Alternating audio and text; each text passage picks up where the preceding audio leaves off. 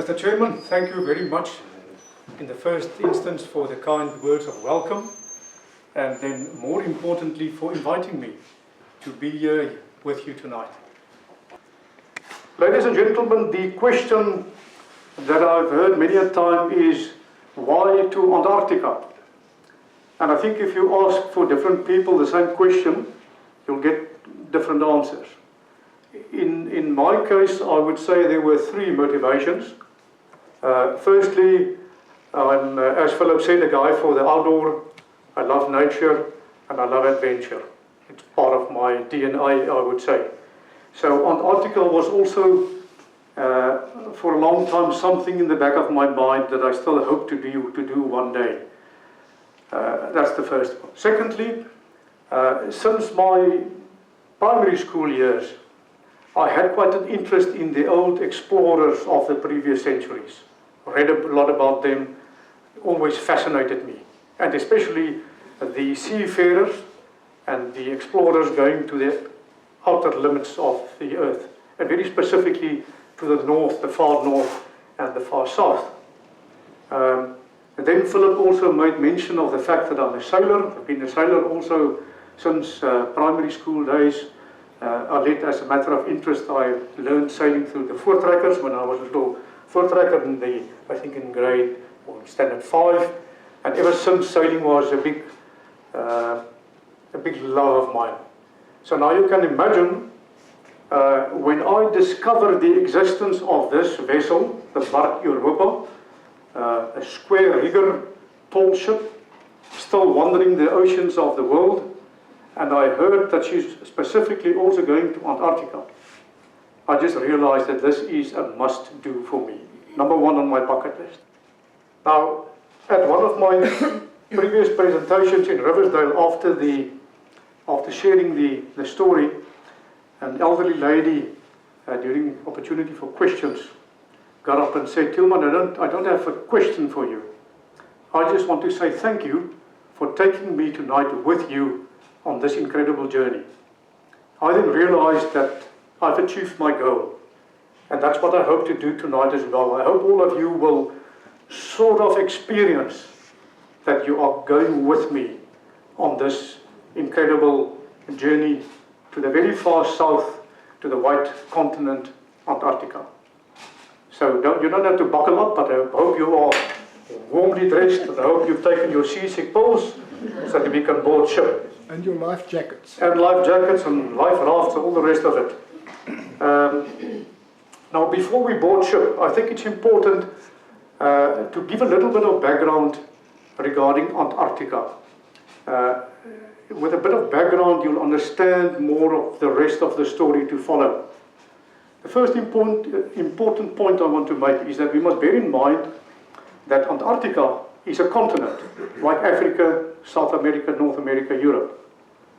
To the contrary, the Arctic region at the North Pole, is a frozen ocean. So in the north, a frozen ocean with continents right around it. If we talk geography, we must have a globe with us. If you talk about the Arctic regions in the far north, ocean with continents right around. If we look at Antarctica at the far south, you've got a frozen continent with blue, with oceans right around it. And that setting in the first place plays a major role in the geography, in the climate, not only of Antarctica, but to a large extent also as far as the rest of the world is concerned. What you get at Antarctica, right around Antarctica, the prevailing wind right through the year is from the west, strong westerly winds. Together with that, you get the so-called Antarctic circumpolar sea current, also flowing from the west to the east, right around Antarctica, a distance of more than 2,000 kilometers. It's not the fastest flowing current in the world, but it's the current in the world with the biggest volume. 950 to 1,500 cubic meters per second water moving around Antarctica. That's a lot of water. Now you can also imagine for yourself where you approach the southern tip of South America, Cape Horn, which you more than likely would all have heard of.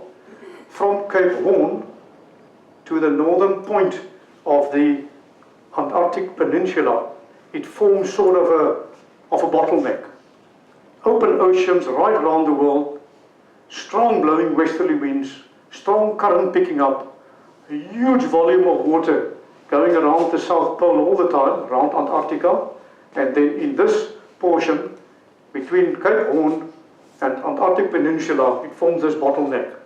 And that's where the sea just picks up, and where the waves are bigger, the winds are stronger, and that is the notorious Drake Passage. To a certain extent, for any hardcore sailor, something to do on the to-do list, but also quite a challenge. Now I'll tell you more about the Drake Passage later during my talk. Some more facts about Antarctica that's important. It is the coldest, the driest, the most windy continent in the world. Extreme temperatures, the lowest temperature ever recorded. There are two opinions about it. The one says minus 89 degrees centigrade. The other says 94.7. Minus 94.7 degrees centigrade. Friends, that is extremely cold. The 89% of Antarctica is permanently covered under ice. I think most of us will know that. But what came as quite a surprise to me is how thick this ice shelf is. And I wonder if I ask in this group what you guess how thick this ice shelf is, I think I'll surprise you if I tell you that the average thickness is 2,200 meters, average. Now just to put it in perspective, if you in Cape Town, you stand at the waterfront, you look at Table Mountain.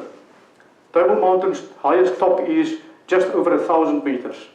So double that, then you guess the average thickness of ice on Antarctica. The thickest ice is more than double that, 4,700 meters. And that is a lot of ice. Now what's interesting, I'm not going to elaborate too much on that, but the research work that they're doing nowadays about the ice tells us a lot about the history not only of Antarctica but of the whole world. Because if you drill into ice and you get all the different layers of ice, it's like cutting a tree and looking at the, what do you call, jaarrimme? Rings. That tells a story. You can count how many, you can see what happened in certain years. It was a good year, a lot of growth. There was maybe a big fire and some damage on one of the lines. Same with ice. So they're drilling down and they're going back 1,000 years in the past, discovering things that had happened many, many years back. So that's some of the interesting facts of Antarctica. Now this current around Antarctica, it's very interesting. It cuts Antarctica effectively off from the rest of the world. If you sail down towards Antarctica and you reach that current, then within a couple of hours, air temperatures drop radically, sea temperature drops radically, and you're in this flowing current and everything just changes. Something that was very interesting for me and quite nice to experience, once you're into that current and through that current, even at South Georgia Island, which is in that current, there are no signs whatsoever of any pollution. It's all cut off. If you land in Antarctica, and I've made a point of it, I was looking for something that washed out on the shore from somewhere, plastic, whatever. I didn't see anything. And the explanation for that was this strong current cutting Antarctica off. Now, once you're at Antarctica itself, there's of course very little vegetation, mosses and things like that, nothing green. At South Georgia Island, you've still got the coastline, which is nice and green, and then white mountains behind it. But Antarctica, the mainland, the continent, very, very little vegetation. And of course, the further south you go, the more extreme the weather conditions become. It's not without reason that they talk about when you sail south, You've heard about the roaring 40s, 40 degrees south. You go further south, the filthy 50s, winds stronger, screaming 60s, just getting worse and worse all the time. And that's why, for centuries, explorers believed that there is some hidden continent further to the south. And they've tried to discover this continent for centuries, and they couldn't achieve it, because it's not easy getting there. Now when we talk about South Georgia, I will refer you to Captain James Cook, who was also looking for this hidden southern continent, and his story about it, but that's something for later. I think it's also appropriate to make mention of a few interesting facts about our ship. As you can see there, it's a so-called bark ship, tall ship, square rigger due to the square sails. Now this is a photograph which you will think for yourself, which I haven't taken. I never had the opportunity to take a photograph of the ship on the sails because I've always been on board. All the other photographs, with exception of a few where I'm myself on the photo, are photographs I've taken myself. I have also received a lot of other photos, but I thought I'm going to keep it personal, and I'm going to show you my own photographs. Now, as far as the ship is concerned, a length overall 56 meters, 3 masts, the foremast, the mainmast, and the mizzenmast. The mainmast 33 meters tall, it's quite high. The beam of the ship 7.5 meters more or less, 7.4 exactly, and her draft is just under the 4 meters, 3.9 meters. 32 sails in total. Each sail is handled with between 4 and 7 or 8 lines or ropes to furl, to unfurl, to set the sail according to the wind. Now you can think for yourself, we talk about 32 sails, each having 4, 5, 6, 7 lines. There's a lot of line on a ship like this. In fact, the total length of all the ropes and lines, somebody wants to guess? Total length of all the rope on Bark Europa, 5.5 kilometers. Now you can also imagine each of these lines comes from the sail to the mast, most of them down to the deck, and each one of these lines must be tied somewhere on deck.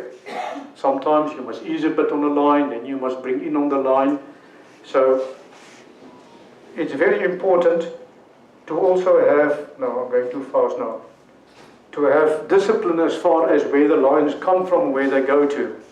So before, when we entered on this ship, you get some study material beforehand, which you must study and make yourself familiar with the names of the sails, where they are set, how they are set, where the lines come from, and very importantly, where they go to, where they are fastened on deck. And I'll show you, we talk about the pin rails with the pins in it, and each line has got a specific spot where it must be fastened.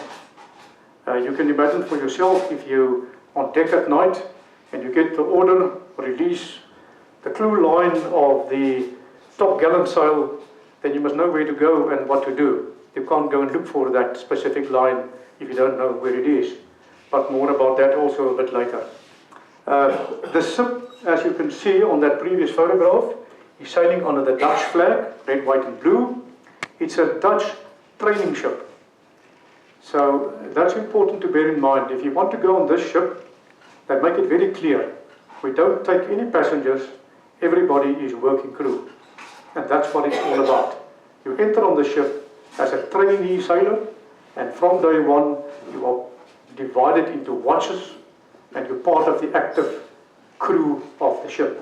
You're a trainee or a sailor in training. That suited me. I'm a keen sailor, so I loved that part.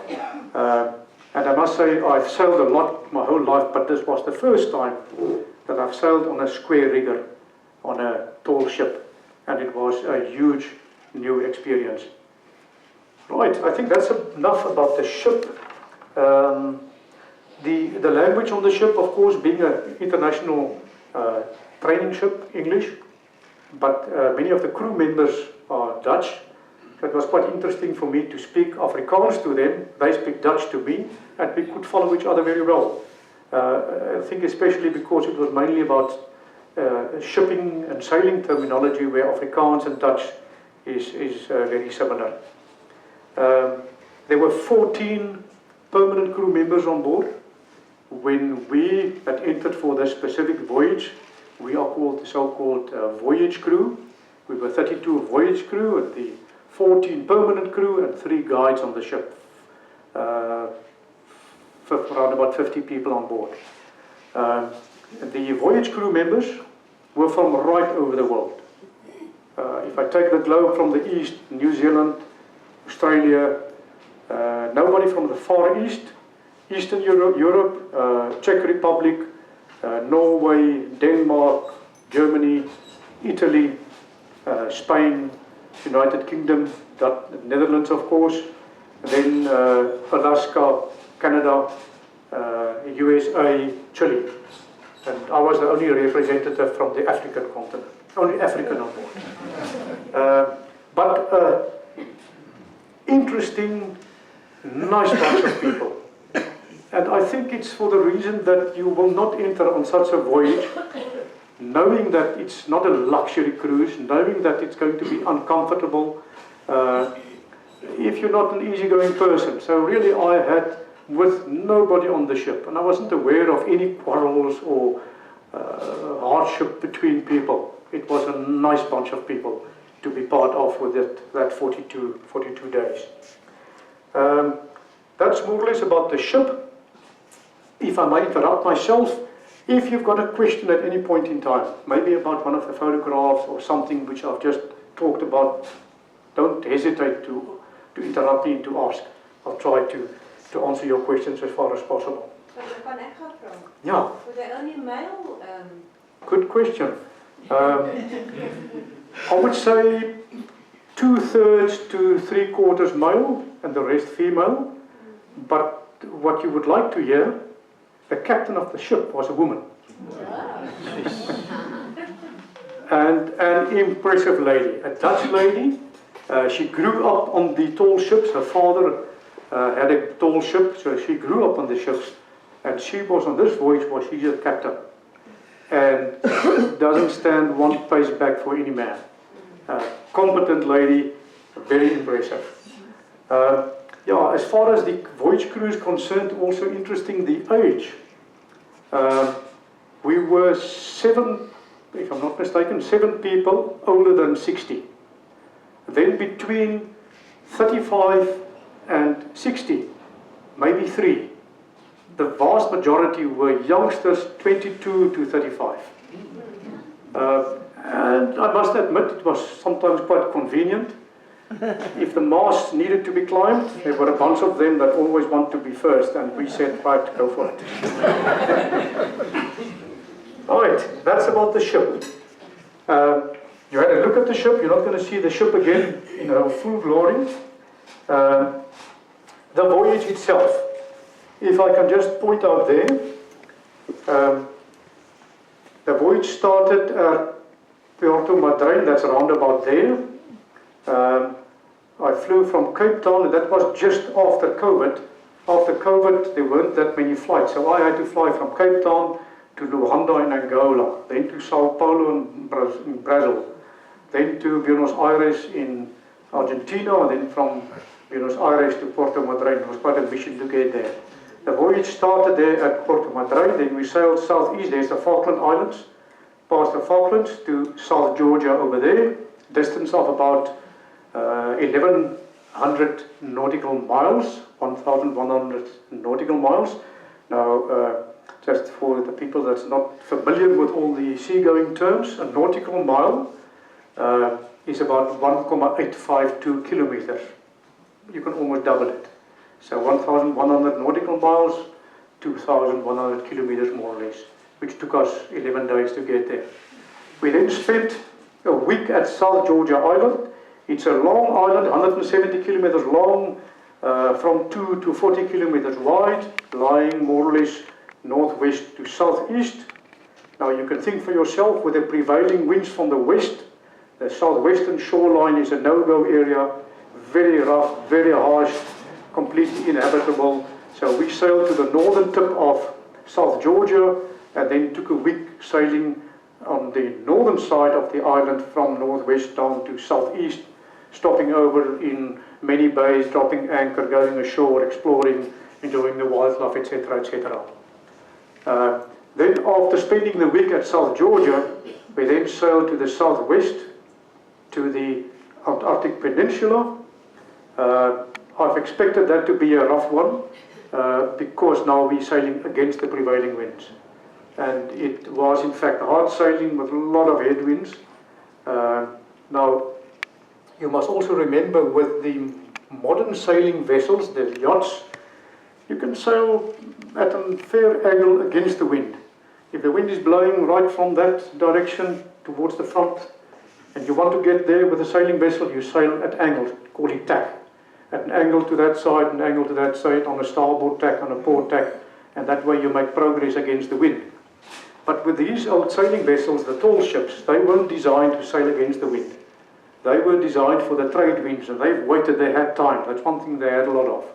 So they were waiting for the trade winds, and they would sail downwind, or maybe with the wind on the quarter from behind, but never against the wind. So to go with these old vessels against the wind is just about impossible. I will show you later a bit more about that as well. So that was the direction against the wind, and there we fell behind schedule because of all the headwinds. We arrived late in Antarctica. We then spent a couple of days there, and then we got the message from the captain. She's got the bad news for us. The weather forecast for the trade passage back to Cape Horn is storm force northerly winds. Now we've hoped for westerly winds, the prevailing direction. Now the forecast is for very strong northerly winds for the last bit of trade passage, which the ship just can't do. We can't sail into a strong, we wouldn't make any progress. So we had to change our plans, and the plan then was that instead of sailing directly to Cape Horn, we will sail more in a northwesterly direction into the southern Pacific, and then when the wind hits us, which would happen sometime, but then we are in a better position to go on a broad reach around Cape Horn. So that was the plan. Unfortunately, we then had to leave 2 days earlier from Antarctica to be able to do this longer trip into the Pacific before we would round the Horn.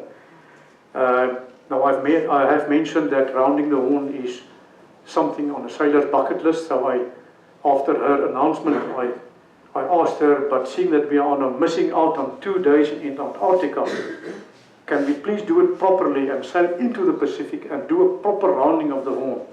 She just smiled and didn't really respond to my request, but that's in fact how it turned out at the end. So that was a thumbs up for me. We have rounded the Horn.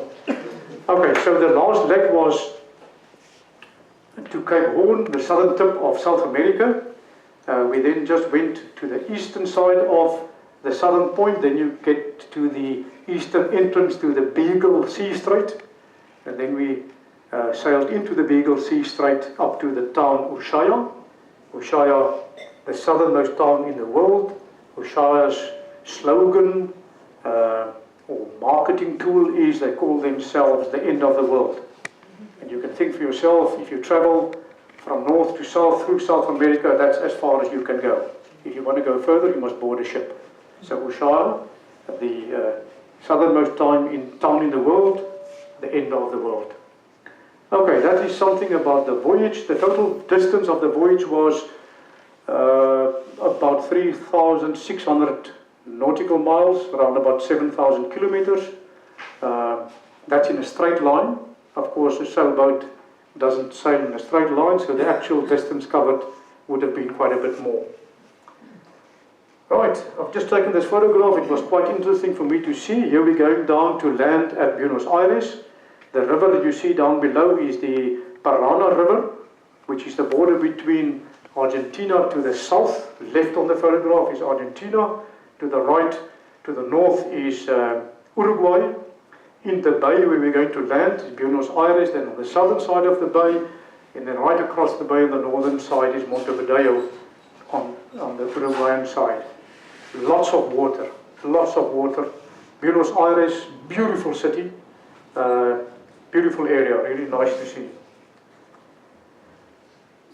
You will more than likely laugh at me if I tell you the story, but when I took all the flights to Porto Madryn, and even when I arrived there, I still had this little bit of concern or uncertainty in the back of my mind. Isn't this Bark Europa? Isn't it too good to be true? Isn't this perhaps another scam? Here I am in South America and there's no such ship as Bark Europa. Just a thought in the back of my mind. Be that as it may, I booked into my flat and I kept quite a lookout on the bay, and when I saw this 3-mast ship coming into the bay, I was quite relieved. I hurried down to the quayside, and this was more or less my first impression of the ship. Standing on the quay, looking up into the mast and all the rigging, and I've checked my note in my diary again. My note was very, very impressive, almost intimidating. And that was the feeling that I got when I first had this glimpse of the ship. And I then realized, and I told myself, this is quite a big bite that I'm taking here, boarding on this training vessel. Here you can also see the climbing the rigging. That's what they taught us the first day. You go up that way, that's easy going up to there. And then you must hang onto the steel ladder in front of you or above you and climb onto the next landing, and that's a bit of a challenge. And then it's again climbing to the next platform, and the same story again.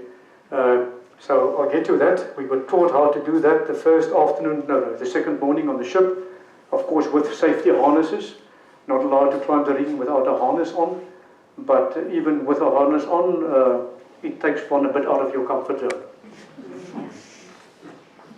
That's our cabin. Now, again, bearing in mind that it's a training ship, no luxuries, but everything neat and tidy, and as it must be on a operating sailing ship, effective. It's all about effectiveness. That's the cabin, 6 bunks in the cabin. On the left side here, a small cubicle, which is a shower, a toilet, and a washing basin all in one. And that is your space. Now it's quite interesting. We received beforehand a long list of what to pack. A lot of clothes, of course, for the cold weather. And when you get onto the ship, each one has got 2 drawers like that. That's big, shallow. That way you must pack all your stuff. So what I did, I kept most of my stuff in my bags. That was my bunk. And I put the bags on the length of the bunk, and the other half I slept in. It worked quite nice. You nicely tucked in so you can't roll around too much, so that worked for me. And between the mattress and the side, I put my little torch and my sailor knife and my diary and all the stuff that I knew exactly where to find what. So you need some planning to do there. While I'm talking about the torch, the first night I went on duty, I had my head lamp on. I thought I'm well prepared for this first shift on board the ship. And when I got onto the deck, I was immediately told, no lights on deck. And it's all about your night vision. If you don't use any lights, it's dark in the beginning, you get used to the dark, and you see quite well at the end of the day. So no torches, no lights on board. Then again, that's the importance of know where what is on the ship. You must know. You must go to that pin rail. You must know the 10 pins. Number 1, 2, 3, 4, 5. That's the one that's the rope I must work with. You can't look for it with a torch in your hand. Yes, not even a red light? Nothing? The navigation lights, yes. Red on the port, green on the side. No, on yourself? On yourself, nothing at all. No lights allowed. Nothing on deck.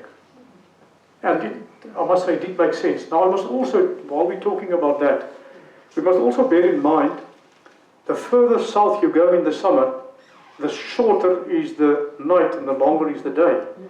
And that was very interesting, and I made a note in my diary about that as well. The first night when I went on duty was at midnight. And around about 1 o'clock, I noticed that in the southeast, there's there's some light behind the horizon. I couldn't figure out what it could be, but it was the sun already starting to rise. Now, being so far south, I'll show you a photograph a bit later, which I've taken at 3 o'clock in the morning, with the sun up already. So 1 o'clock you can already see it becoming, you can see the sun is approaching twilight. And then for a very long time it will be twilight. Maybe an hour later the sun will come up over the horizon, but not like we are used to it coming up and going over us. It would come up in the southeast at an angle. It will come up, and midday it will be to the far north, but still low above the horizon. And late afternoon it will go down. 3 o'clock it will be not that far from the horizon, but 5 o'clock it will still be shining, 6 o'clock, 7 o'clock, maybe at 8 down, and then you can still see fairly well until about 11 at night. You can still see what you're doing. Between midnight and 1 o'clock maybe it's quite dark, but it's not a long period of darkness, which makes it quite nice. And that was in November, is it? That was mid-November till end of December. So it's the southern hemisphere's midsummer.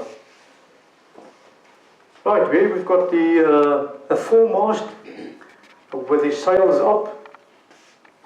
Foresail, or course also called, lower topsail, upper topsail, top gallant and royal.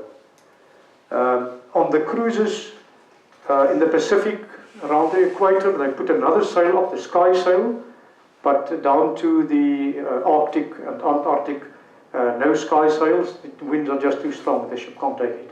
So we've sailed with maximum 22 of the 32 sails, but then it's also already a lot of canvas. Right, there you get an impression of pin row there are 10 pins in a line, each one with its very specific line, and don't put the wrong line or the long pin, causing a lot of problems. And also filled on a very specific method, specific way of rolling it, furling it, undoing it. It all must be done correctly. And that was all part of our lectures during the first few days. Some more of them. Interesting, the pins there, it's made of a very, very hard wood. Heavy, very, very, very heavy. It must be very strong. And you can pull it out of the hole. And in the olden days, with the old ships, it was used as a hand weapon. When there was combat between the ships, they pulled out the rails, and that's what they fought with the pins from the rails. Right, that's the watch system, in line with the Dutch flag, red, white and blue. I was in the white watch. 4 hours on duty, 8 hours off. 4 on, 8 off. And then midday between 12 and 2 short shifts. That's just to make sure that you're not doing the same hours every day on and off. So the time that you're on duty just moves on every day. But it's 4 hours on, 8 off. Now during the 8 hours off, it sounds like a long time. But during that 8 hours off, you must eat, you must sleep, you must attend a lecture. So we were quite busy. We were quite busy on board. I should maybe just mention that as well. During your shift on duty, your watch is then responsible for being on the lookout. 2 people at all times, 24/7, on the bars of the ship, playing the role of lookout. Now, they've emphasized to us that this is not just to keep us busy.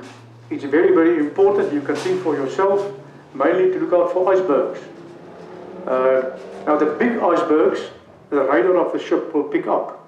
But the smaller ones, the smaller chunks of ice, the radar will not pick up, especially if it's a bit of stormy seas. And those ones can still sink a ship. So we were really drilled about taking up that job very seriously, and to strain your eyes to look for icebergs. And believe me, in rough seas with breaking waves, not that easy. At the bow of the ship, where we did duty as lookouts, we also had contact with the bridge. So if you spotted something, you would immediately report some ice at 1 o'clock, half a sea mile or whatever. And then the officer on duty will also come and check and say, well, yeah, let's alter course. So that was one of the important duties. Then all took turns to steer the ship. If you're at the wheel, you get the order to sail a certain course, so many degrees, and then your job is to keep the wheel and to keep your eye on the compass and make sure you stay on course. And then during your shift you may have to alter course a few times, maybe a wind shift, and then adapt and sail on this new course. Right. Excuse me. Is that hull steel? Steel. One of the first new generation steel hulls. It's a steel hull, but no welding rivets. Oh. And they're very proud of it. They say the welding, the steel placed together makes it weaker. So no welding, only rivets, but steel, yeah. It's important, I think I haven't mentioned that yet. The ship is still sailed the same way than what it was sailed 100 years ago. There's only one electrical winch on board, and that is the winch to lift the anchor. But all the sailing lines, everything else is done with manpower. And that's also quite a technique. 6 or 8 guys and ladies in a line, pulling on the lines, and then certain ways to get it nice and properly tight. So it's quite hard on the hands. I've tried it with gloves, but then the gloves are wet, and so most of the time I just took off the gloves, worked with bare hands. So I had quite a few blisters on my hands after a few days. This is just a short video clip, just to get the feeling of it.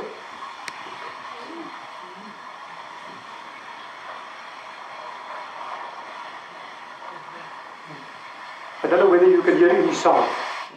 Could you hear a bit of sound? All right. Okay, this photograph is also not one that I've taken from the air. This is the island South Georgia. Now, I've mentioned to you that we had many lectures on board ship and how it worked. Like, for example, now we're on our way to South Georgia. So now they showed us a film about South Georgia and told us about the wildlife, the climate, the sea currents, and so on and so on.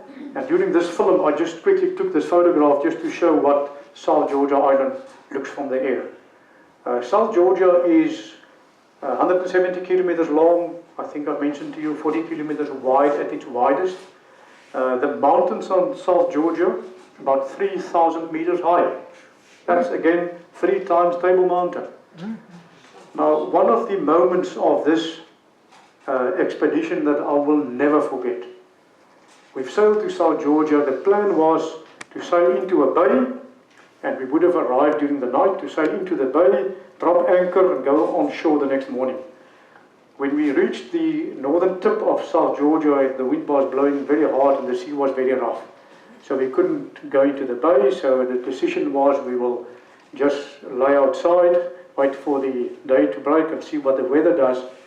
So when we then sailed towards the island the following morning, it was foggy, the visibility was very poor, and then when the fog lifted, that first impression of South Georgia was engraved into my memory for the rest of my life. Imagine for yourself, I want to use the comparison of Cape Town and Table Mountain again. If you would stand in the waterfront and you look at mountains literally from, I mean, there was no shoreline there. It's blue seas, rough blue seas, breaking waves on the rocks, and then mountains going up 3,000 meters, full of snow and ice, frozen waterfalls, glaciers coming down. It was unbelievable. And that is South Georgia. It's an incredible island. I had huge expectations of this voyage, which could be dangerous, maybe it was not realistic, but I can honestly say that the real experience was way above all my expectations, and specifically South Georgia. I was keen to see South Georgia for the history of it. Sir Ernest Shackleton, the name some of you will know, South Georgia played a very big role in his life, going to Antarctica on different voyages. It was sort of the gateway in the 1800s, the gateway to Antarctica. So I was keen to see it for the history part, but the wildlife and the scenery of South Georgia was just incredible, way above all expectations. The first bay we couldn't go in. The second bay we sailed into Bay of Isles. This is Bay of Isles now. And then the first landing we wanted to do, sail towards the shoreline, Rosetta Bay it's called. The idea was then to drop anchor there and to go ashore, dropped anchor. The three guides always took the rubber duck, the Zodiac first, explored what it looks like. They came back to the ship and reported, we can't land. The beach is full of fur seals. Now we knew the seals would have been a problem. November is mating season. So what happens, the bulls come out first. They go onto the beach and they claim for themselves a piece of the beach. Then the females come out and he make himself a harem. A harem, is that the correct English word? A harem. Then this bull with his cows has got this piece of beach. And nobody else would dare to go into that area. They will fight you out there. So when we approached the beaches, we always had to look, where can we land? Where can we go between these seals? There were hundreds or thousands of them. So you have to negotiate a bit of a way between them. And that first beach they then reported, there's no chance, we can't go on shore there, but we then took turns in the rubber ducks. And we just cruised behind the waves and had a look at the beach and all the wildlife. And that was already quite a big experience. I remember before we went out to the shore, we were standing on the ship. I got this smell I hope I don't offend anybody. My note in my diary was the smell of a smoker's bad breath. and I thought, is there somebody on board this morning that hasn't brushed his teeth or what's going on? And I realized it was all the smell coming from the beach, all the fur seals lying there in their thousands. Right, when we couldn't land at Rosetta Bay, we continued a bit further down the coast, still in the Bay of Isles, and we then dropped anchor at so-called Salisbury Plains. Now, Salisbury Plains, I'll show you quite a few of the photographs of Salisbury Plains. That's the part of the island where there's the widest coastal flats. Most of the other places, it's from the shoreline just straight up. But at Salisbury Plains, there's a bit of a flat area, and that's where we could do our first landing. I hope you can hear the sound. Yeah. Here you can see quite a few king penguins, and then the fur seals. Now we always try to chase them away by one guy with rocks against the other, try to chase them off a bit.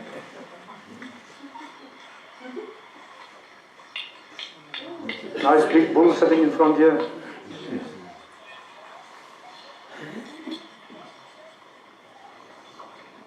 And you must always be wide awake because some of them will really go for you. There was one or two close escapes.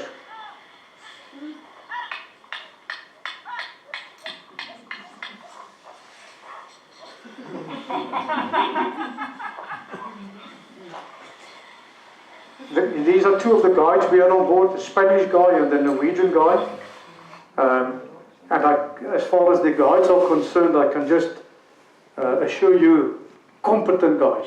Two guys and a girl, they know their field. Two of them had doctor's degrees in oceanology, glaciers, icebergs. One did his degree on the polar bears of the Arctic region. So it's really people that we can learn. We could learn a lot from. Now this is the one we've seen already, eh? Some king penguins again. The king penguin is about 70 to 80 centimeters high, so it's quite a big penguin. The emperor is even bigger. But the king penguin, these ones are the second biggest of the penguins. And at this specific landing, there were huge breeding colonies of the king penguins. Now the king penguins breed on the beaches, or very close to the beaches. Some of the others are higher up. But here we could see thousands and thousands of them. I hope you can hear them. And they also smell good.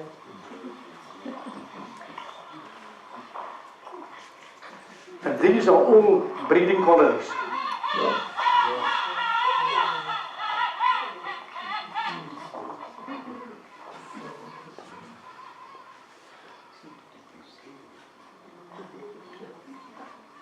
And what is quite nice to experience is that the wildlife there, they don't know human beings. They're not scared of human beings. You can, if you want to, you can go right up to them. They will even come to you. So not scared of us at all. But look at all the thousands and thousands of king penguins, as far as you can see.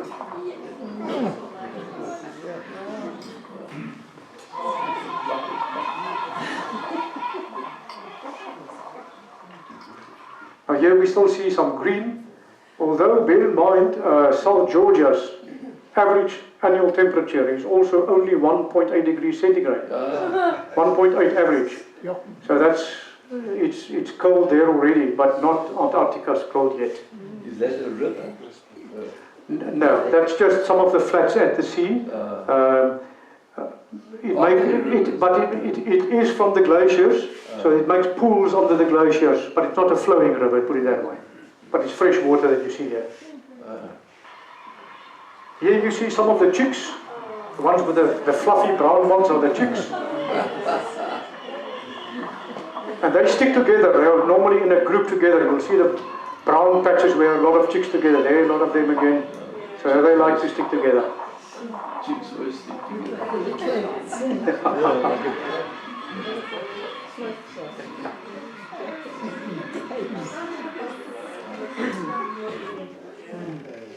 That's Salisbury Flats. You see there's quite a wide coastal flat before you get to the mountains. A female fur seal, close up. How do you know it's a female? The bulls are bigger and normally darker color. Females are smaller and quite often more that brownish color like that one. But the big difference is in size. There you see the big colonies again in the background. All the chicks marching together again.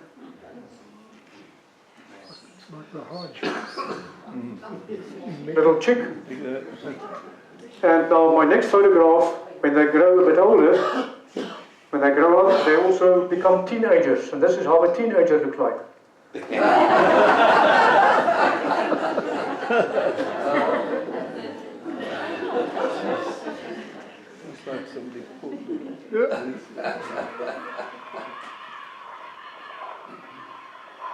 Believe me, when you're there, your first landing, you can't stop taking photographs and videos. It's just an experience out of this world. Unbelievable.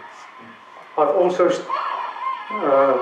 stated in my diary, it's like going back in time, hundreds of years, or maybe even going back to the time of paradise. That's the sort of feeling you get there. They're good swimmers, but they're also good surfers. Have a look how nice they body surf, as the young people would say. How nice they can body surf. Body surf out onto the beach and then just stand up and walk out. Quite cute. Okay.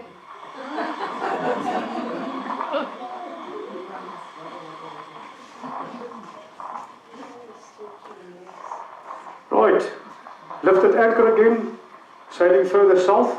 The plan at South Georgia was to do at least one or sometimes two landings per day. Go out with the Zodiac to the land, do a bit of walking around. Many of the landings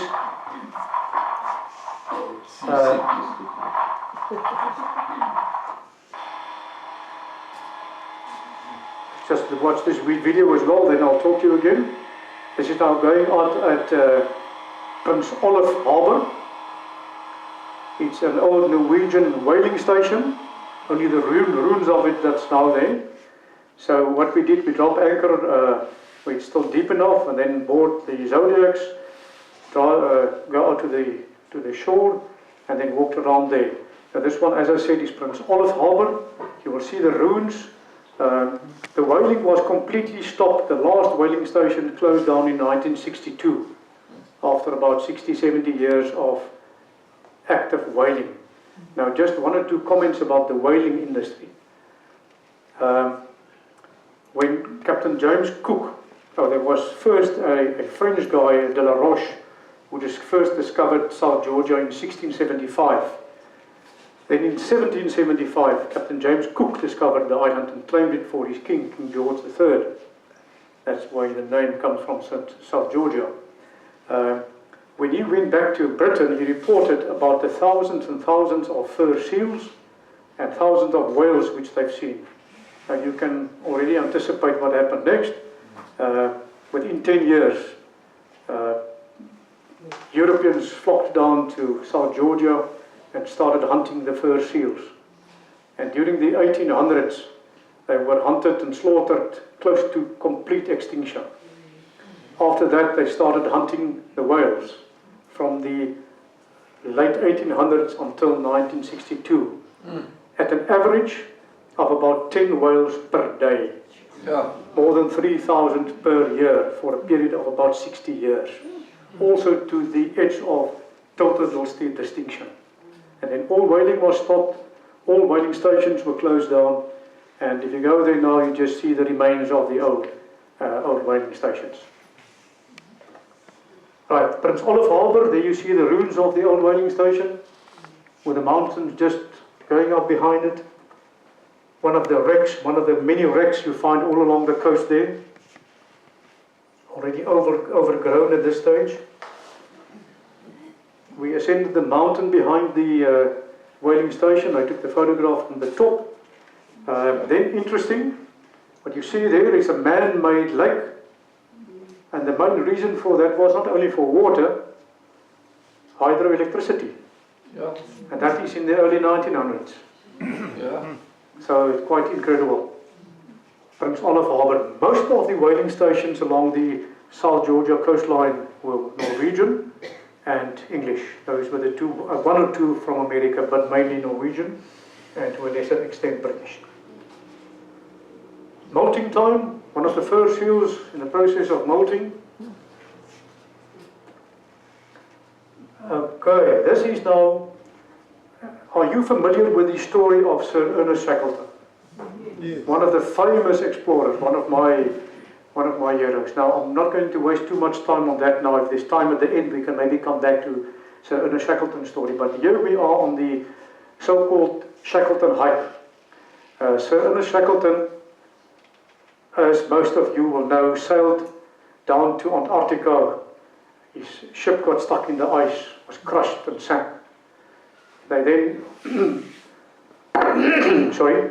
they literally pulled 3 life rafts for weeks and weeks and weeks over the ice until they reached open water. Then they sailed to South Georgia, first to Elephant Island. And then from Elephant Island they sailed through the Drake Passage to South Georgia. They then landed on the western side of the island, and the whaling stations, as I said, were on the eastern side. They then had to climb over these mountains without any gear to get to the whaling station. And we then did the last part of the Shackleton route from Fortuna Bay, that's where we are now, over the mountains, but not the high mountains, lower mountains, nothing comparing to what they've done, down to Stromness Bay, to the whaling station there. So this is the Shackleton walk we did here, which was for me personally very interesting. Going up on this side, going over the edge and then looking down on Stromness whaling station, where Shackleton, after I think it was 2.5 years, got back to civilization and was able to organize a ship to go and fetch the rest of his crew members, and they all survived. Down in Stromness Bay, where Shackleton's epic voyage ended. Sailing further south, now we're on our way to Cumberland Bay. It's the next bay with one of the main whaling stations, Great Viken, also a Norwegian whaling station. This is our next landing, Great Viken. Now this is the one whaling station which they have sort of renovated and cleaned up. It's now a museum. You can walk through it and there are notice boards telling the story. There's even a museum, a little shop and a post office. And this is it's a British island, as you will know, and that is where their office is, with their officials looking after the island. And when you arrive here, there are very, very strict restrictions and rules, very concerned about any diseases from outside that may spread onto the island. So you must sanitize everything before you go on shore, and they come and inspect literally your clothes, your backpacks, your shoes, that there are no soil, no mud, no seeds, nothing that can be taken onto the island. The reason for that, simple and clear. I mean, there were major problems earlier with rats that came in with the ships, and that became a total plague on the island. The Norwegians brought in reindeer for food for them, and the reindeer also took over the island, took away all the grazing. So they had to get rid of them as well. So they're very concerned about looking well after the island nowadays. And there is the grave of Sir Ernest Shackleton. After his epic voyage, he went back to South Georgia on his way to Antarctica, and then here at Great Viken, he had a heart attack and he died. And then he was subsequently buried there. One of the whaling ships, but not of the earlier years, that's closer to the end of the whaling period. You can see on the bows there,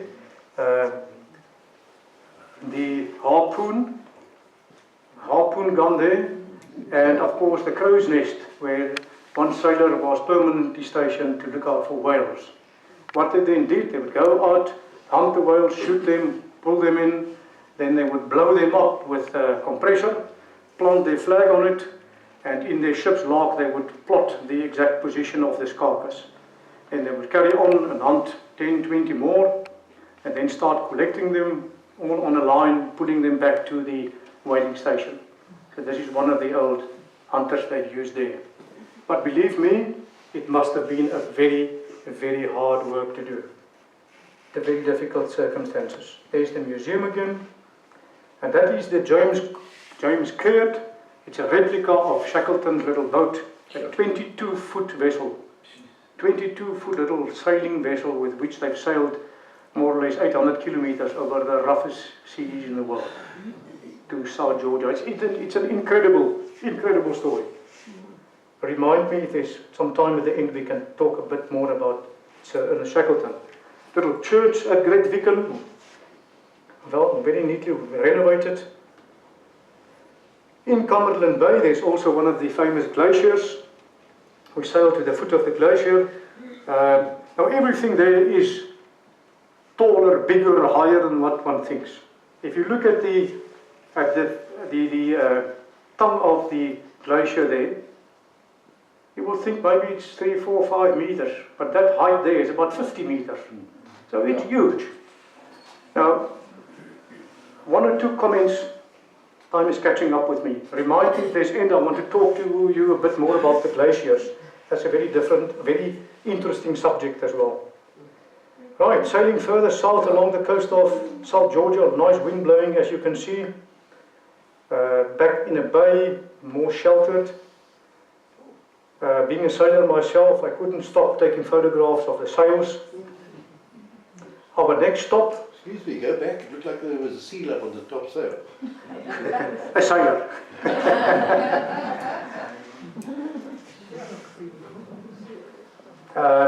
Cobbler's Cove. We stopped there for a very specific reason. As we've seen earlier, the king penguins, their breeding colonies are just about on the beach. But the so-called macaroni penguins always breed on top of high cliffs. So we stopped here and we did quite a long hike to get to a macaroni penguin breeding colony. So that was the reason for this stop. This is the macaronis, beautiful, colorful little creatures, much smaller than the king penguins, but quite beautiful in colors. And as I said, breeding on places that's not easy to get to. Bad hair day. Our next stop was Ocean Harbour, another old whaling station. This is a photograph I've taken from the Zodiac going out to the shore. What you see here are the bollards on an old wreck where some blue-eyed shags made their nest. They're breeding on this old wreck. And the tussle grass, as you can see, after 70, 80, 100 years, growing quite nicely on this old wreck. There's the wreck from the shore, and in the front you can see the remains of some machines, steam engines from the old whaling station. There was even a locomotive, a steam locomotive, lying on its side there. They made a short railway line from from the quayside to the factory. And it was a steam locomotive that did the work there. It's still there to be seen. They say 1 out of 1,000, it could be 2,000, I wouldn't know. 1 of 1,000 fur seals are what they call a blondie. This is a nice example of a beautiful blonde fur seal bull. All the stops where the people have been in the olden times, graves, many of the graves are marked with a name and a date, many just unmarked. Next stop, St. Andrews Bay. I became good friends with one of the guys on my watch, Roland Gockel. He was in the cabin with me, we were on the same watch. His full-time job is photographer and filmmaker, and he specializes in nature photography. And he spent in this bay, St. Andrews Bay, in 2015, he spent a couple of weeks filming a documentary about the king penguins. And that film, he gave a copy of that to me. I've got that on my computer as well. It was originally done in German, but it was translated in many languages, in English as well. The English version is called Penguin City, something beautiful to watch. If you can lay hands on that piece of film, Penguin City, this is where it was filmed. Now, what happened here, we were asked not to go closer than 5 meters to the wild animals. As I said, they will come to you in any way, but then you're supposed to retire, keep the distance. Now, I was taking photographs of the penguins on that side. And the next moment, I felt something was biting at my knee. So the penguins were coming from behind and investigating what is this strange animal on their land. And I turned towards him and he was just watching me and we were just talking to each other. Just a nice photo of the 3 penguins in the front and the ship in the back. Oh, that's beautiful. Sailing further south, before going ashore, that's the cleaning station, sanitizing, a bucket of sanitizer, and everybody has to walk through the sanitizer before boarding the Zodiac. Coming back from the land and boarding the ship again, same procedure. They've got a policy on the ship, if it can't be fixed on board, it must not be on board. And they really practice what they preach. There we've got a sail, we've blown 2 sails on the way, and both these sails were stitched, repaired, and were flying again after a day or 2. So I've really seen it with my own eyes. They can fix just about anything on board. There are 2 engineers as well, and what they can do in their little workshop is quite incredible.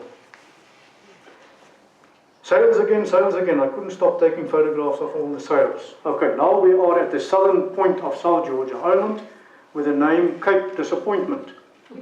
And the reason for the name, Captain James Cook, when he discovered South Georgia in 1775, he thought that he has at last discovered the southern continent. He then also sailed all along the eastern coast as we did, and then when he reached this point and he saw the land is turning back north again, he realized it's just another island and he called it a Cape Disappointment. Captain James Cook. Right, on our way to Antarctica, going south, becoming colder and colder, winds becoming stronger. This is our first serious snow that we had.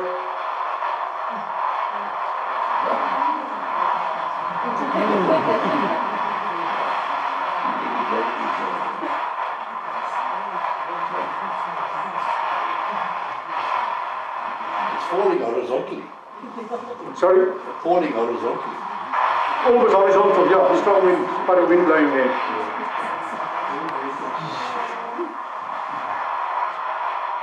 Would you be able to sail in that weather? Yes, for sure. One thing I've learned, which was quite interesting, if you're used to sailing yachts like I'm used to, if the wind picks up in excess of 20-25 knots, depending on the vessel, you'll reduce sail, you'll reef your sails. And if it's blowing 40 knots, then you would prefer not to be in the water at all. But these ships are made to handle anything. Okay. We were on the full sail, provided it's coming from behind, of course, Yeah. at an angle from behind. 30 knots, 35 knots, full sail, going like a rocket. Unbelievable. And the ship can just take it. But this is now to show what I've talked about. A poor ship cannot sail. That's where we want to go, to the southwest, to Antarctica. We're coming from South Georgia. That's the way we want to go. We've tried backwards to the port, to the starboard. And after, I think it was 8 or 10 hours, we were back exactly at the same point where we had been 10 hours ago, battling against the wind. I've just taken this photograph on the ship's log, quite interesting. There we've spent hours and hours without making any progress. Right, wind improved again, nice sailing again, on our way to Antarctica now. Every day a bit colder. Every time when I come off watch and I realize that this was now very cold, next time when I go on watch, put on another layer. And quite interesting, the recommendation was wool, wool, wool. So I had layer on layer on layer of wool underwear. And then a wool shirt and a wool jersey and foul weather gear. Always some sort of covering for the head, gloves on your hands, 2 pairs of socks. I would have put on 3 pairs if my boots could take it, but they couldn't take it. Nice going here. Okay, now you can see our engineers on board. They are busy splicing a steel cable. Can you believe it? I've done a lot of splicing of ropes, but splicing a steel cable on this bench clamp they've got there. They can really do just about everything. Right, interesting photograph. 3 o'clock in the morning, 2 whales, minke whales, surfacing and both blowing at the same time. You see a little cloud there and a cloud there, 2 minke whales, and the sun is up already behind the mountains, behind the clouds. And I've checked on my camera again. It was 5:23 in the morning. Some nice wind, but at least from an angle which the ship can take, so we're making good progress here. Calm weather, foggy weather, bit of everything. That is the position for the lookouts. You stand on the bows, look out to the front for, as I said, specifically for ice. But that's not all that they have to look out for. Those are heavy, hard, wooden pulleys. And they have got the name, and not without reason, widowmakers. If the sail starts flapping in the wind, those things start swinging around, they can kill a man. So you must be very aware of where the widowmakers are when you are on lookout. You don't get one against your head. Here you can see on the bridge, modern equipment. As I said, the sailing part is like 100 years ago, but the navigation equipment, the communication equipment, satellite phone, that's up-to-date modern equipment. For safety reasons, it only makes sense. That's my friend Roland Gockel, which I've mentioned earlier. I see I've got my harness on. I don't know whether I was going up the rigging or coming down, but that's the harness you use when you go up. It's got 2 clip-ons, so if you get to that platform, you'll clip on and you go up a bit higher, then you're still clipped on there. You take that one off and put on the next clip, but one must always be on. They put on fog or mist lights on the bowsprit for that hour of darkness. Not very effective, but it did help a bit. You will see the light falling on ice if you haven't seen it without the light. In the cabin, preparing for the next watch, putting on all your layers of clothes. One of my favorite positions on board ship is on the bowsprit. When I was off duty, I spent quite some time there. Very nice being on the bowsprit, looking back at the ship. Good fun spending time there. Also on the bowsprit, back towards the ship. Some more wind on the bowsprit. Ship heeling quite a bit. I was on the wheel there with Roland. He then asked, "Tielman, you're a grandfather?" I said, "Yeah."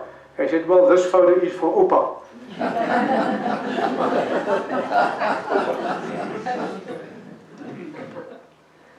Right, when we back on the ship coming from the shore, we've walked through this sanitizer, so the boots were quite smelly, so the boots always left on board on the deck, all put in the railing there, so that you don't take it down into the down below and get all the smells and all the dirt in the cabins. So that was the position of all the boots on the ship at all times if you don't wear it.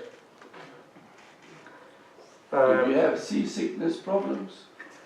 I was very fortunate when we sailed out of Porto Modrines Bay. It was about 10 hours of sailing in the bay, flat seas, no problem. And then when we went round the cape there, the sea picked up quite rapidly. And after an hour on watch, I felt I was a bit uncomfortable. Now, what works for me, if I'm feeling a bit nauseous, I went to the side and I just brought up. What do you say? Yeah. Right? And that was the first time, and after that, never again. On this leg towards Antarctica, at one stage, about almost half of the people were sick. Yeah. And there was one lady from Germany, young lady, 23 years old, that was sick from day one to the last day. She was only on deck when we were in a bay. Out on the open sea, she was lying in the cabin sick as a dog. I was quite sorry for her.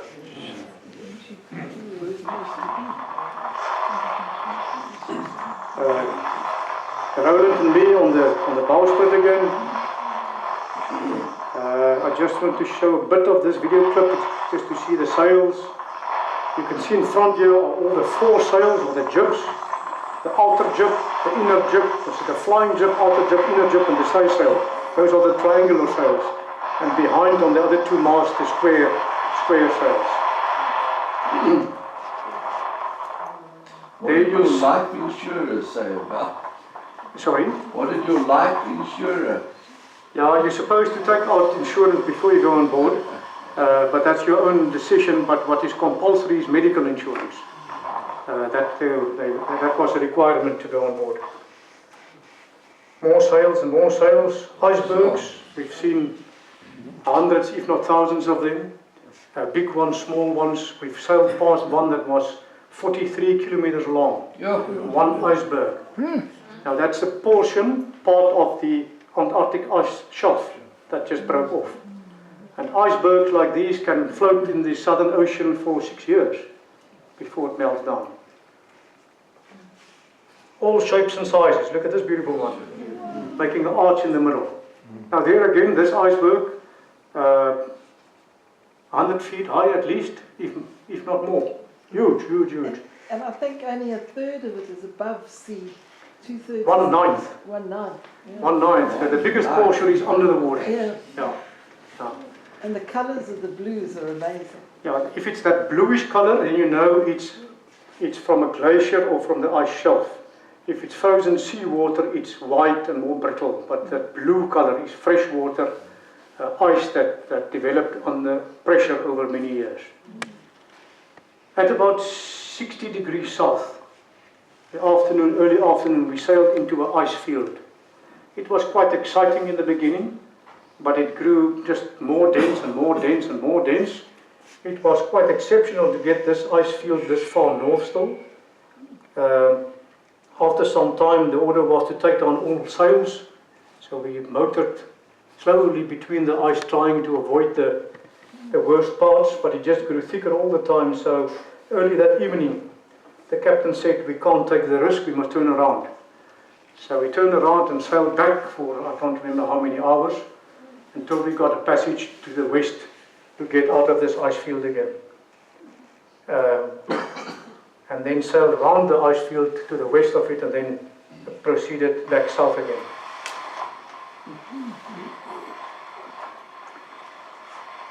I'm pushing on a bit, time is catching up with us. There you can see some nice sailing. With the sails up, you're doing much better speed than with the engines. The engines are just there for maneuvering in and out of the harbour, and if you really have got no wind or the wind is straight from the front, but sailing is much faster. The ship can easily do 6, 7, 8, 9 knots, even faster if this wind is really going good. I think our top speed was around about 11 knots. Tielman. Yes, sorry, could I just stop it here? Yeah, When on your journey were you afraid? I'm dead honest if I say I've never been afraid. And that was for the simple reason that I very early realized that this ship can really take all of it. And that made me feel very comfortable, that the ship can really take it. And we never had, as far as I was concerned, a life-threatening situation. Maybe one night on shore at Antarctica, I will show you just a few photographs of that, which could have turned bad, but there was never a situation where I felt, now we're in big trouble. Never. We had strong winds, but we never had, we had gale force, we had 56 knots was the most, that strong wind, but it was never a situation of, well, now we're going down.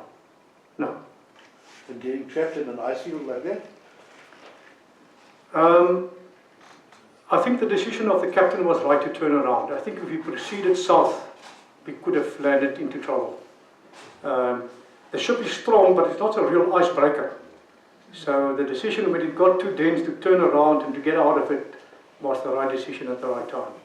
We lost a lot of time, but it was the right thing to do.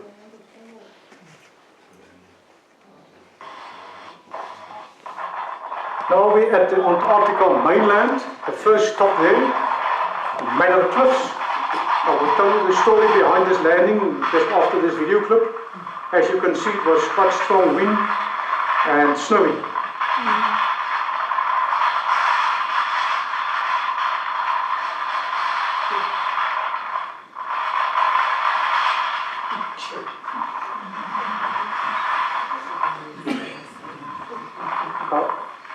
What happened here, we approached the Antarctic mainland, the continent. We sailed down Bransfield Strait after many days of heavy headwinds, so we were already a bit behind schedule. And we were losing our time on Antarctica. So when we came down Bransfield Strait, very poor visibility, quite strong wind, snowing, and when we got to the first planned landing, Mather Cliffs, it was snowing, it was not ideal to land, and we had a captain's meeting and decided what to do, and the decision was, let's have an early supper. It was mid-afternoon. Let's have an early supper, see what the weather does, and then try to go on shore after supper. Now remember, it's still light until 10, 11 o'clock in the evening. So we did that, had a supper, and then about 6 o'clock that evening, between 5 and 6, the weather was like this, and we decided, well, let's go for it. So we boarded the Zodiacs, and we went out shore in the snow and strong wind, but it wasn't a problem. We reached the land without any problems. Now we're on the continent. There you see a different kind of penguin, in fact two kinds of penguins. The one with the orange beaks are the so-called Gen 2 penguins, and the ones that's only black and white, got little white around the eye, which distinguishes them. Those are the so-called Adelie penguins. Little ones like that. Quite cute little creatures. The snow became quite a bit more. Now, when we went ashore, we maneuvered into a shallow little channel between the rocks to get off the Zodiacs where the swell was not a problem. And then while we spent 2 or 3 hours on land, the wind started blowing all the chunks of ice that was floating in the bay towards the shoreline. And I thought, well, this can become a problem. And in fact, when we got back to that little channel, it was all packed with ice. So we radioed the ship to send out the Zodiacs to come and pick us up. And they came out. There you can see it's quite a bit whiter already after a few hours ashore. And that's what the channel looked like then. And then I realized on the first day on the ship, they supplied each one of us with a survival bag. And they explained it can happen that you go on shore and the weather in Antarctica can change just like this within minutes. And it can happen that the circumstances may be that you cannot come back to the ship and you have to overnight on land. And that afternoon I thought, I'm glad I've got my survival bag in my backpack. It could have happened there, but we managed to get out without any serious problems. Back on the ship, everything was on the snow. Next morning, beautiful, beautiful, clear morning, sunshine. And what I will never forget about that morning was the colors. Colors of different shades of blue, black, charcoal, grey, of course white, and everything in between. Beautiful, beautiful. That's now all in the Bransfield Strait. We've then left Mather Cliffs, the first landing spot, and we've sailed to Brown Bluff. This is Brown Bluff, one of the mountains there. Very interesting spot. We've climbed out there on the moraines of a glacier. And if there's more time at the end, I will tell you more about the glacier and the moraines, which is a different story. There you can see a nice leopard seal. Very dangerous animal. You stay very far away from them. They are the killer whales you can say, between the seals. There's a lot of Adelie penguins, the ones with the white ring around the eye. And standing on that beach there that morning, I just realized you can look 360 degrees around you, and it's just unbelievably beautiful everywhere.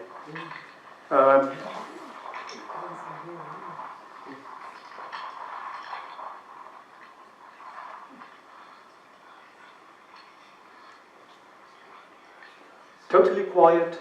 You only hear the splash of the little waves, the penguins. Total tranquility. My experience was that I cannot feel closer to my Creator than on a spot like that. It was really quite a special feeling. Same beach, just in the other direction. Gen 2 penguins with 2 chicks. Here we're climbing up on the side of the mountain. Moraines, that's the leftovers of a glacier. As the glacier goes down a kloof or a valley, with friction, it takes a lot of rocks and debris on the sides with him. And then when it dies down, global warming, and the glacier becomes smaller, all those debris, rocks and things are dropped on the ground. And this whole ridge going down here is all moraines of a glacier that has now shrinked. We went down the moraine and then we crossed the glacier. There we're on the glacier, but that previous photograph showed where it used to be a few decades ago. That's the tongue of the glacier down at the sea. Ship in the background. Look at the movement of the chunks of ice. Everything is floating and moving and drifting, and you must sort of negotiate for yourself a way between them to get back to the ship. Did you have whiskey with We had you? Did you have whiskey with you? We had whiskey. The tradition is when you visit Sir Ernest Shackleton's grave, you must drink a toast. So we all had a big circle around his grave and we all proposed a toast on Sir Ernest Shackleton with whiskey. Real Shackleton whiskey. Right, our next stop was Fort Point. We were planning to land there, but the wind was gusting over 40 knots. So it was not possible to land there. Some snow and very, very strong wind. I'm going to show you a short video clip, not for what there is to see, but to hear how 45, 46 knots of wind sound like. Also 4 knots. Look at the height of the ice shelf there. Very strong wind.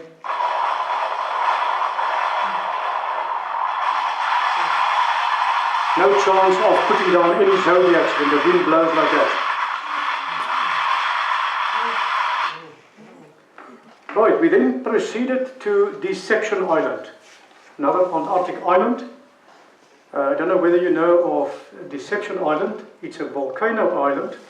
It's still classified as an active volcano. The last eruption was in 1976, 74, 76, somewhere around there. So it's still classified as being active. The side of the crater collapsed there. So the seawater ran into the crater We're now inside the crater, inside the volcano, with the mountains right around us. And we went in here and we dropped anchor and went ashore.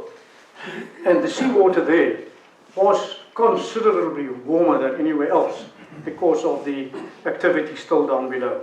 So you should let us swim. Yes, yeah, it's tradition there to have a swim at Whalers Bay. And that's Whalers Bay. Some of the remains again of the old whaling station there. Different kind of penguin. Anybody that wants to give this penguin a name? Dead white.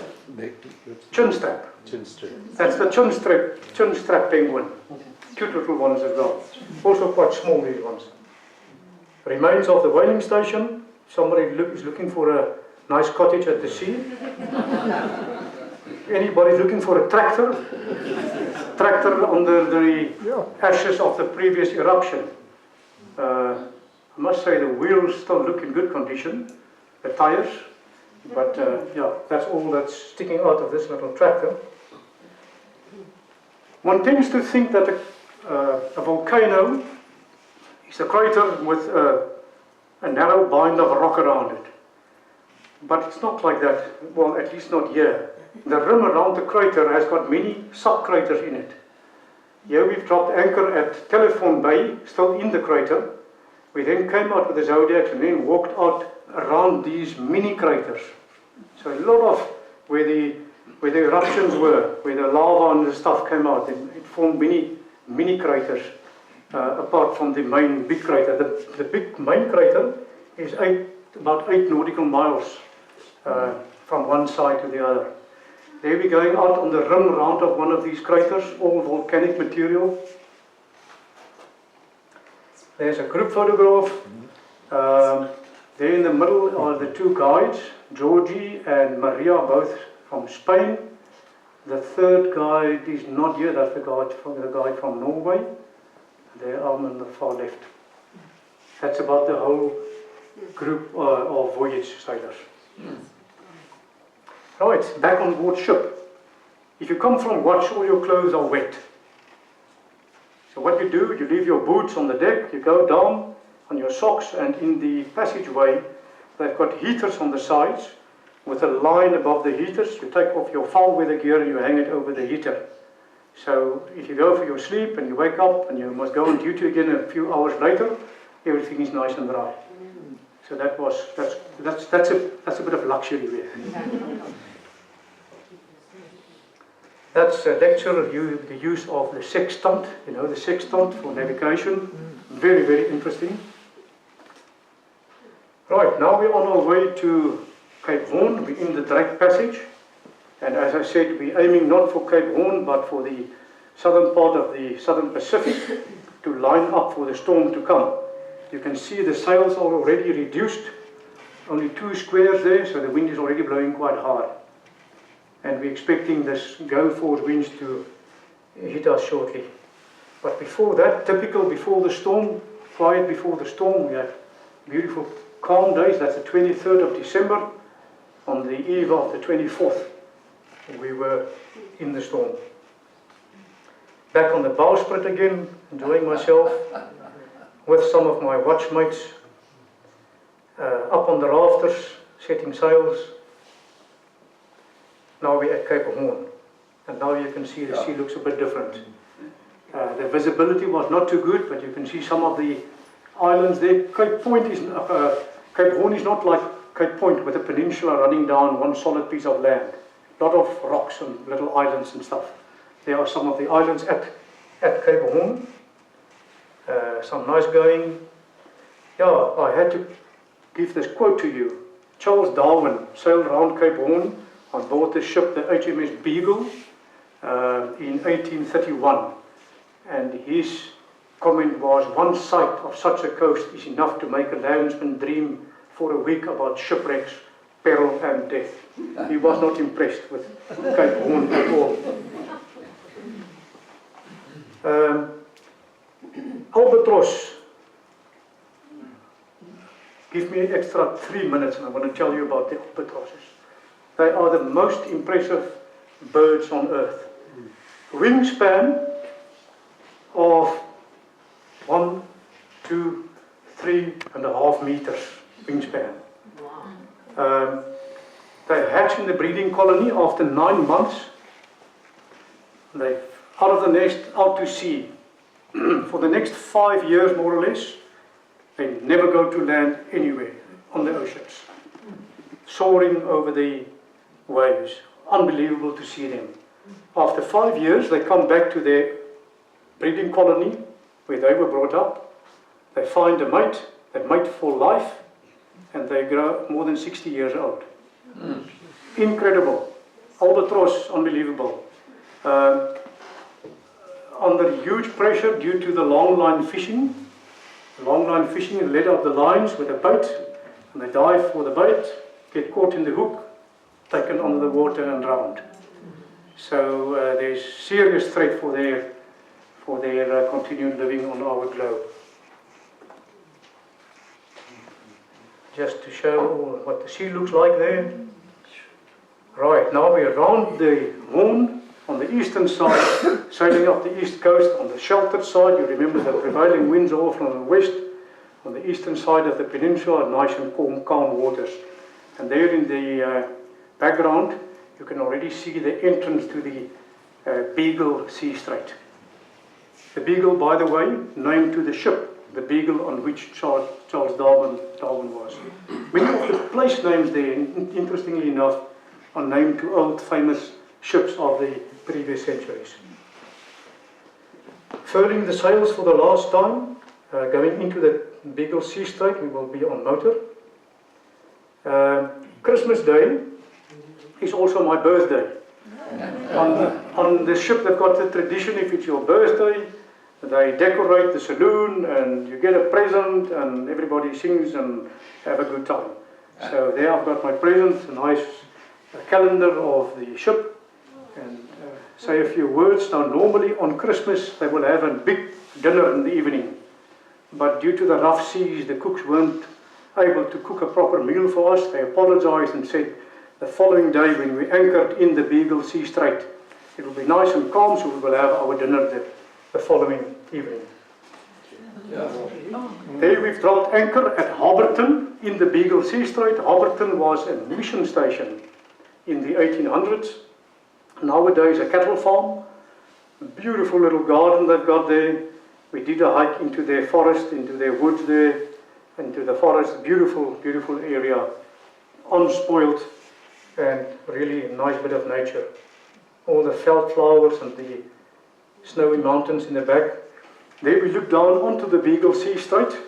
Now we're on the northern side, so the Sea Strait, the east is to the left and the west is to the right. We came in from the east, from the left hand side. Tomorrow we're going to sail further to the west through the Beagle Sea Strait. There I stand next to the Sea Strait. Again, I've really tried to find some bit of pollution. Nothing at all. It was so nice to walk on a high water mark without any signs of any pollution. And that's the following evening, having a big braai on board ship. Now you will see the Chilean flag and the South African, Chilean flag and the South African flag. The two ships' engineers on board, one is from Chile and one is Tandu, a Zulu from Pretoria, standing with his back towards me. Nice guy. He said he's still going to come and visit me in Riversdale, and the two ship's engineers were the braaiers that evening, so they showed their national colours there. And we had a very good party there. Following day, further down the Beagle Sea Strait towards Ushuaia, and that is the little town of Ushuaia. As I said, the southernmost town in the world, beautiful little town called the end of the world. And that is the time to greet, to say goodbye. Of course, with mixed feelings. Always nice to go back home again, but it was quite hard to say goodbye to my home for the previous 42 unbelievable days. So that's, we moored there, and next morning I caught a flight back to Buenos Aires. Same story back, 4 flights back to Cape Town. And that was on the 29th of December. I was back home on the morning of the 1st of January. That is my story. Now, if you will still bear with me, do we still have a bit of time? Not really, hey? Maybe we must stop here, and if some of you have got any questions, maybe spend a little bit of time on questions and answers, and then if anyone wants to come and chat with me, I've got a lot to tell you. I've got a lot to tell you about the elephant seals. Yeah, that's an interesting species as well. 5 meters long, weigh 4 tons. And the best part of it, you perhaps won't believe me, but you can. They dive easy, every day, down to 900 meters. And they have been recorded diving down to 1,500 meters. Not even a submarine can do that. It's incredible. So yeah, the wildlife, the marine life, the whales, it was just, as I said, in all respects, way above all my expectations. Something I'll never forget. Thank you for the opportunity.